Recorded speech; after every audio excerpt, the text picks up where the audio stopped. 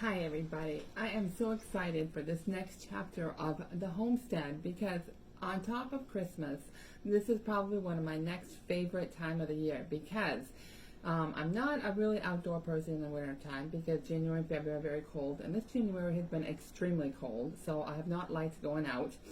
And I know spring's around the corner, but I don't want to wait. I don't like to wait. I want to start growing things. I love to grow. I love to plant. I love to get my fingers going, but I still have a few months before I can get in my garden. So over the last few years, I have been growing my own seedlings here in the house, and every year it gets a little bit better, and I learn more, and the plants get a little bit stronger. So today, some of you might be thinking, well, already you're planting seedlings already. Well, for me, I find that it takes me longer to plant my flowers.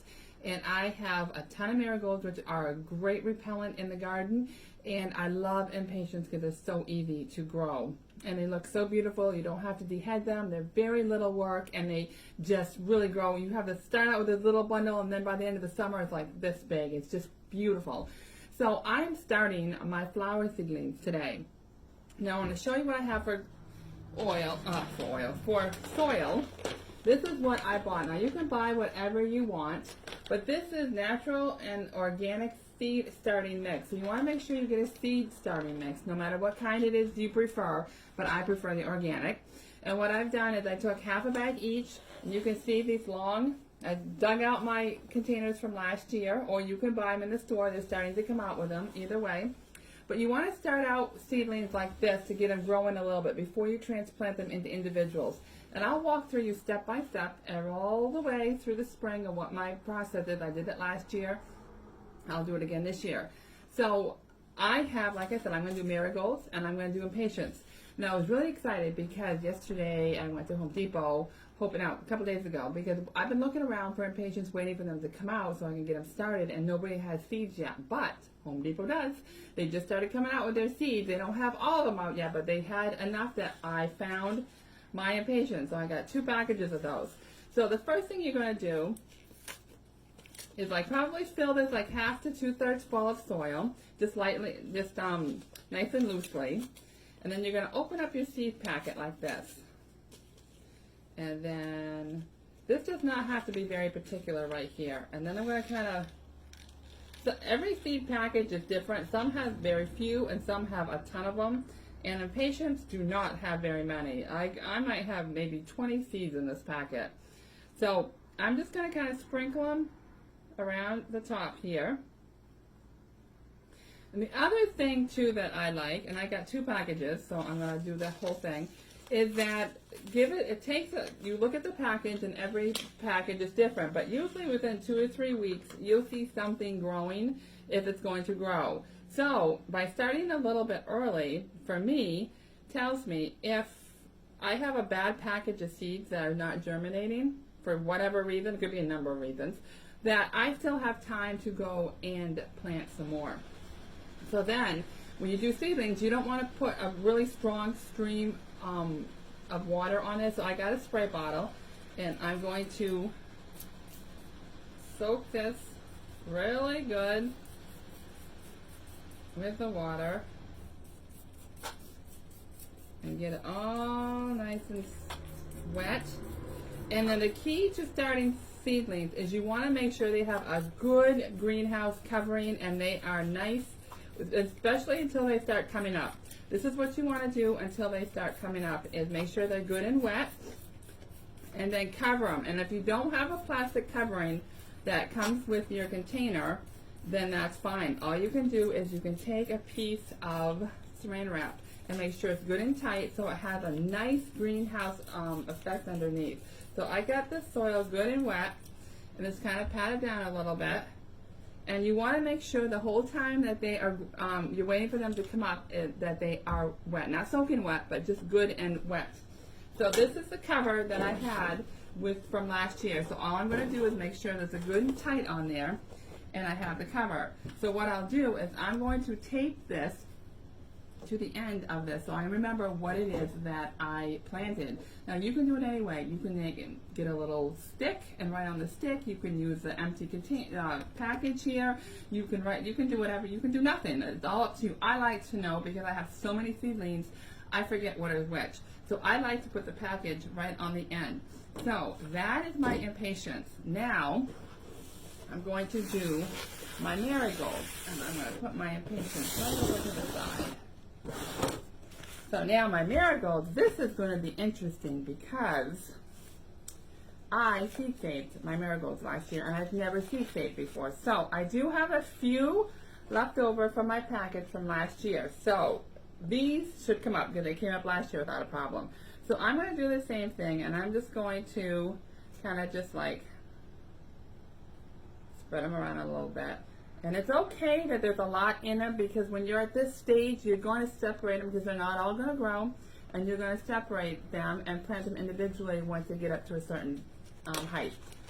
So these are my seed saving marigolds from last year, and I'm excited because I googled it on YouTube to see how to seed save marigolds, because I'm really big into seed saving because it's a lot cheaper and it's convenient, and some seeds are really hard to find depending on when you're trying to find them. So I'm learning all I can to seed save. So on the other half of this side of this container, I'm going to put my seed saving ones.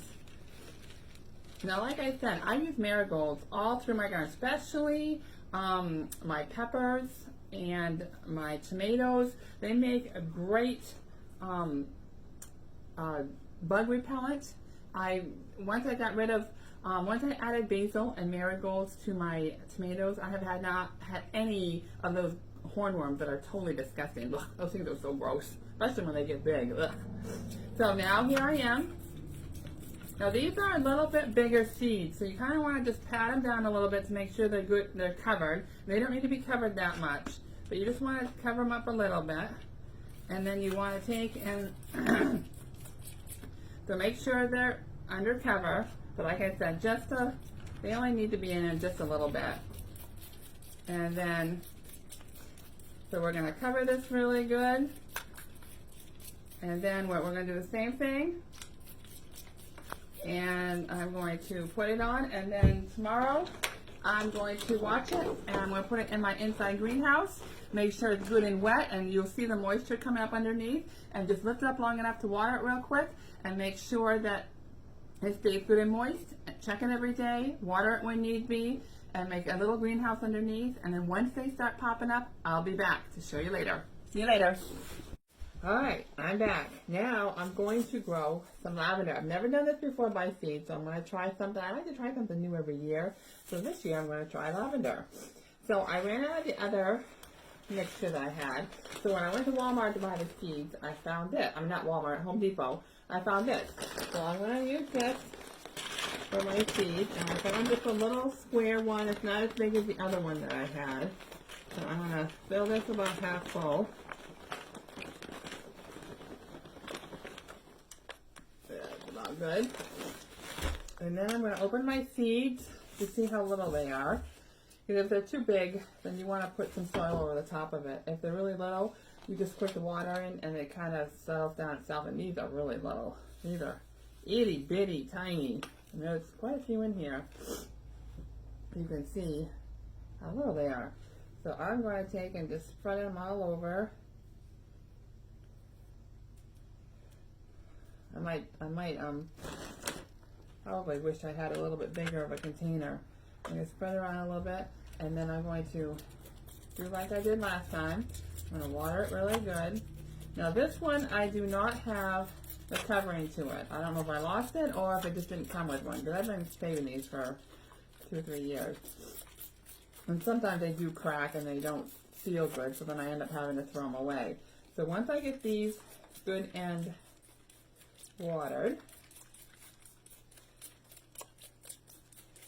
I'm going to make sure they're good, not soaking wet, but good and watered. And definitely, probably the first couple days, you're going to want to check them and add more water to them. But like I said, you're going to make sure they're good and moist, and they stay moist. Now, where I don't have it, I told you to take plastic. So I'm going to take some plastic wrap, and I'm going to make sure it's good and covered. So I'm going to do 2 layers of this, so it's good and covered all the way through. Because the tighter the seal, the better of a greenhouse effect it's going to make. So you want it good and tight as possible. So I've got this here. I got this all good. And now I'm going to take it to the end. And I don't want to tape it on the top because you want the sun to be able to get to the top and grow it. So you don't certainly want to tape it to the top. So there we are. So that one's all done and ready to go in my inside greenhouse. And if you give me a minute, I'm going to show you what that looks like.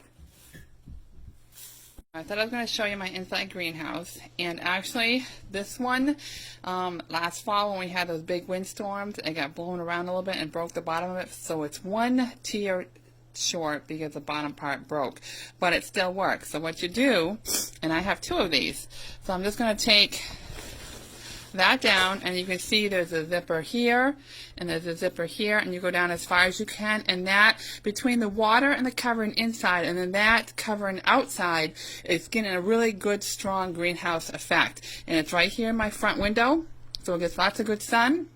And so now, even though we're going to get a huge snowstorm tomorrow, which is supposed to be nor'eastern anywhere from 8 to 18 inches in our area, I can look at this and feel good because I know I'm growing something inside. So even though outside looks wintry, inside looks springy. And that's what keeps me going till spring. So I hope you will enjoy this video, and feel free to comment. I'd love to hear any of your suggestions, tips, what works, what doesn't work for seedlings, so we can share and learn together.